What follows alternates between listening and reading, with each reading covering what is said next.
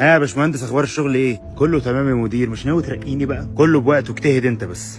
شتيمة ايه كلام كبسه؟ ده بلوجر اكيد معدي ومرتاح. لو سمحت كبسه. ايوه انت مشهور ومرتاحه معاك وناجح، ممكن اعمل زيك ازاي؟ اعمل زي اللي انا بعمله ده وهتعدي.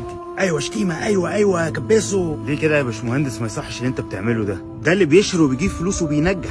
ممكن بيشهر بس ولا بيجيب فلوس ولا نجاح. اللي بيقدم محتوى هادف ونضيف وماشي على قيم واخلاق ومبادئ المجتمع هو ده اللي بيشهر وبيجيب فلوس وبينجح فعلا. انا ماليش اصلا في الميديا ومش بحبها، بس قلت احسن من الهندسه. لا طبعا كل المجالات كويسه، اهم حاجه تعمل اللي انت بتحبه. امال ليه كل اللي على الميديا ناجحين؟ اقل من 1% في المجال ده ناجحين، بس كله بيظهر اللي هو ناجح.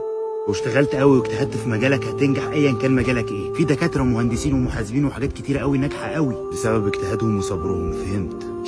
شتيمة كبسه. انت بتشتغل ايه بقى عشان تجيب عربيه زي دي؟ حاجه بحبها واجتهدت وطورت نفسي وصبرت فيها. ها يا باشمهندس، اخبار الشغل ايه؟ الحمد لله.